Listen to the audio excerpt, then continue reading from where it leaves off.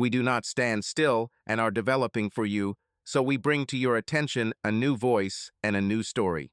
40 years had passed without a hint of affection from Harold towards Margaret. He merely found her convenient as his wife. He announced at their ruby wedding celebration, held at the elegant Willowbrook Country Club. This revelation took everyone by surprise when she rose and revealed what she'd kept hidden for so long. Her sister's glass shattered among the stunned guests. Before proceeding, kindly mention your country in the comments below. Savor the listening experience. On that crisp May evening, the grand hall of Willowbrook Country Club was bathed in the soft glow of chandeliers and brimming with celebration's gentle hum. Ruby red roses adorned every table, and champagne glasses tinkled, filling the air as they celebrated Margaret and Harold Grayson's 40th wedding anniversary. Friends, family, and local dignitaries attended, their laughter a symbol of their belief in the couple's lifelong love. In a stunning blue floral gown adorned with pearls, Margaret glided through the crowd, her smile polished yet holding an enigmatic depth. Harold, his hair gray and stoic, stood beside her, his charisma a calculated facade veiling the tempest he concealed within. The peak of the evening arrived as they ascended the stage for their anniversary address. A hush descended, all gazes fixed upon them as Harold cleared his throat, his voice resonating forcefully in the silence. 40 years is a considerable stretch, he commenced, his eyes scanning the throng before locking onto Margaret. And it is then that I've discovered something. Margaret, for those 40 years, I never truly loved you. You were merely convenient. A shockwave of astonishment coursed through the spectators as his words reverberated like a blow. Margaret's smile froze rigidly, her hands quivering as she clutched the microphone, eyes wide with disbelief. The room was left speechless, each guest on the edge of their seats, breath bated. After taking a measured breath, Margaret stood tall, maintaining an air of royalty despite a quiver in her voice. "You consider it convenient, don't you?" she retorted, her tone edged with steel that took her by surprise. "Well, Harold, if we're being honest, I too have been concealing something that could shed light on why I stayed all these years." Eleanor, seated at the head table, let out a sharp gasp, causing her glass of champagne to slip and shatter on the polished floor, the sound reverberating like a gunshot, capturing everyone's attention. The guests exchanged wide-eyed glances as they awaited Margaret's revelation, which would unravel the tapestry of their shared past. Harold's smirk faded, his grip tightening on the podium. "What game are you playing, Margaret?" he snapped, but she shook her head, maintaining eye contact. "I'm not playing a game, Harold. You believe this marriage served your convenience? It did so for me as well, but not in the way you assume." She halted, allowing suspense to intensify as tears threatened to spill from her eyes. "On our wedding day, I was already expecting, yet the child was not Harold's." The room filled with hushed conversations, and Harold's complexion paled dramatically, his lips gaping like a gasping fish. Eleanor hid her face in her hands, her cries muffled but discernible. Margaret cast her eyes at her sister, empathy reflected there, before turning back to the assembly. "The father was James Carter, the man I deeply loved. He worked at my father's factory, and we had planned to escape together. However, he met an untimely death, struck by a car only weeks prior to our wedding. My family compelled me to marry Harold to maintain appearances, to provide our child with a surname. As for Harold, he required a wife to ensure his inheritance. It was a business deal, not a tale of love." The audience remained motionless, piecing together the scandal as their hushed voices grew louder. But Margaret wasn't yet done revealing. What she hadn't realized at the time, she whispered confidingly, was that Harold had ulterior, sinister motives. "He wasn't merely useful to me. I served as a barrier for him. Tonight, I will reveal everything." As Harold advanced, his countenance twisted with wrath. Security personnel intervened, restraining him. The crowd remained captivated, awaiting the unraveling of secrets that would keep them hooked, yearning for more. The grand hall of Willowbrook Country Club seemed to contract under Margaret's revelation, the air heavy with disbelief and suspense. Despite the struggle, Harold was held by the security guard, his face a mask of rage and panic. "You're lying!" he roared, his voice breaking as the crowd exchanged glances between him and Margaret. She stood firm, her pearls gleaming like symbols of fortitude, her eyes unwavering amidst the turmoil. Eleanor crouched over, her muffled sobs punctuating the intensifying scene below, the smashed champagne glass beneath her, emblematic of the disintegrating night. Margaret gestured, halting the room with an authority born from 4 decades of hidden truths. "Liar, am I?" she demanded, silencing Harold's objections. Then speak, Harold. Speak why you wed me, why you felt such a desperate need to eliminate James from my life. The name of James sent a shudder through the throng, curiosity now tangible. Harold's resistance waned as his captors tightened their grip, but his gaze blazed with defiance and dread. Eleanor raised her head, her tear-streaked visage pallid, whispering, "Maggie, for mercy." Margaret looked to her sibling, her features softening momentarily. "Ella, you've borne this burden long enough. It's time they know." She turned back to the audience, her voice resolute. Eleanor was present when James met his fate. She witnessed the vehicle that struck him, identified the driver. It wasn't an accident, it was homicide. A wave of gas swept through the crowd, chairs screeching as some stood up, others clutching their chests in disbelief. Harold's laughter echoed bitterly, adding to the palpable tension. "You believe you can substantiate this?" he sneered, but Margaret smiled coldly. "Yes, I can." Eleanor retained proof. Photographs, a letter from you admitting it. She has given it to the authorities who are en route now. The whispers in the crowd grew louder and transformed into a crescendo. Harold's bravado crumbled, his legs trembling slightly. Margaret persisted, her voice steady. "I discovered this many years ago, but remained silent. I had to shield my son, Daniel, and Eleanor.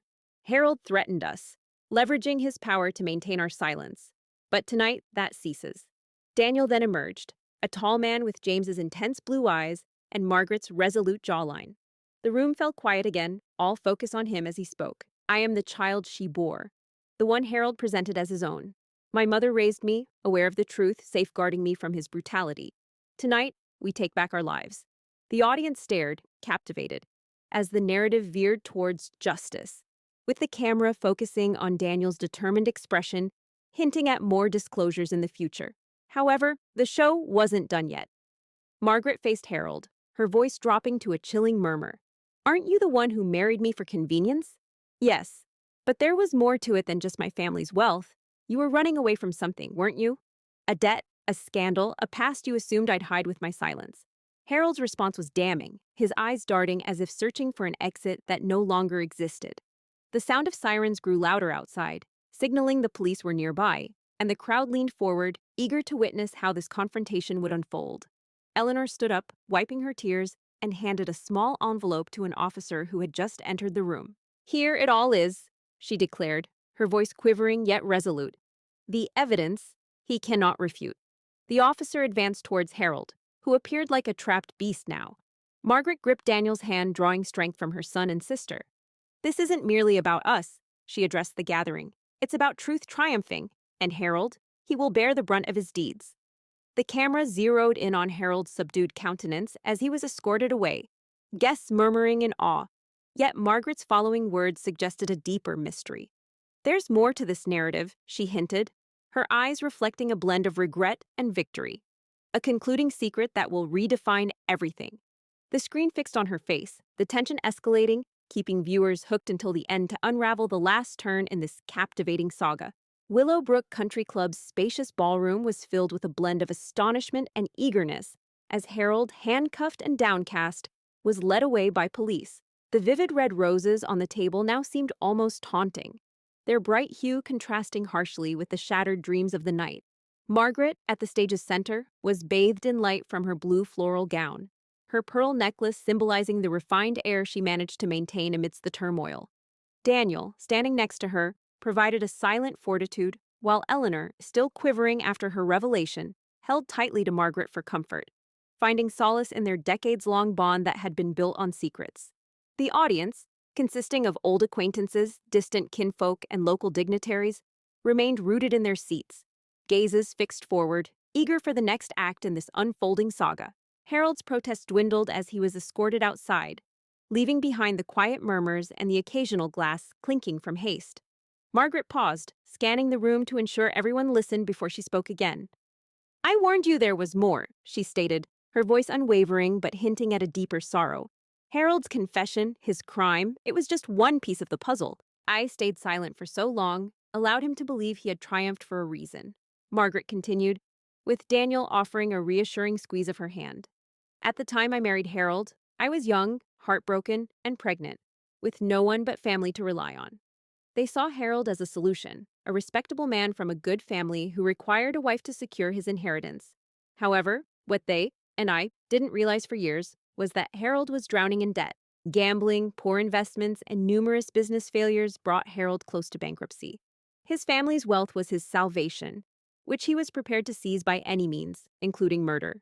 A ripple of understanding passed through the audience as more puzzle pieces from Harold's past seemed to fit together. Margaret's tone grew contemplative. James's death wasn't solely driven by jealousy. Yes, Harold knew about our affection for each other and our plan to elope, but there was more at play. James had unearthed Harold's debt problems, his associations with dubious individuals.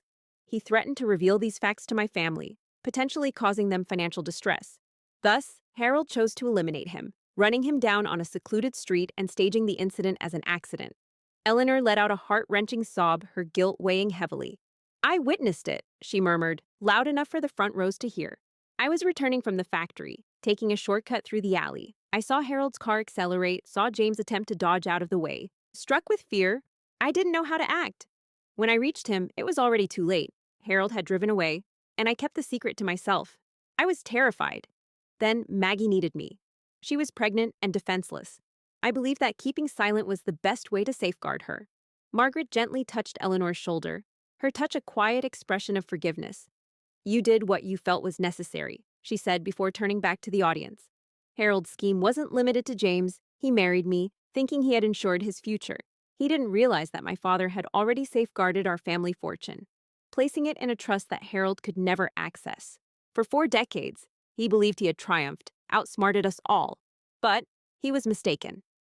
The guests leaned closer, their interest noticeable. Margaret's voice grew more forceful. "The trust was for Daniel, my son.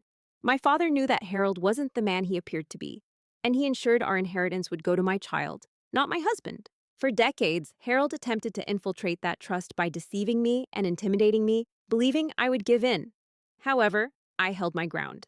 I remained because I was certain I would eventually have the resolve to unmask him and ensure that Daniel received what truly belonged to his father." Daniel advanced, his voice steady yet forceful. "I've been aware of the truth since I was a teenager. Mom told me about James, about Harold's cruelty. This night, which we planned not only to commemorate an anniversary, but also to conclude a nightmare, is here. Tonight, I seize control of the trust, and Harold faces justice for his actions against my biological father." The room echoed with applause, a blend of admiration and relief. Yet Margaret halted their cheers with a raised hand. "There's one final matter," she said softly. "Something Harold was unaware of. Something even Daniel is yet to fully comprehend. It's a secret. The narrative revolves around Margaret and a vow she made to James prior to his passing." Her eyes glistened with suppressed tears as the scene intensified, hinting at a climactic, emotionally draining conclusion. The tranquil grand hall of Willowbrook Country Club was enveloped in a thick silence, the atmosphere heavy with Margaret's previous disclosures. The chandeliers cast a delicate, ghostly illumination over the remaining attendees, their expressions a blend of wonder, empathy, and expectation. Harold had been escorted away, his cufflinks jingling into the distance, leaving an emptiness that Margaret now filled with her dominating demeanor. Daniel stood by her side, his countenance firm, while Eleanor gripped her sister's arm tightly, her tear-stained visage a reflection of the evening's emotional strain. The ruby roses on the tables appeared to lose their vibrancy under the pressure of the truth, their once bold color, a diminishing emblem of a relationship based on deceit. Margaret's last words resonated, hinting at a final secret that captivated everyone. She delved into her small handbag, her hands slightly shaking as she extracted an aged envelope, its corners discolored with time. "This," she declared, presenting it to the audience, "is the concluding part of this tale, a letter from James written the eve before his demise.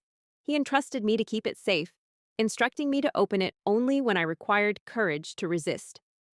The crowd leaned in, their breaths momentarily stilled as she meticulously opened the envelope, her hands gaining composure with each passing moment.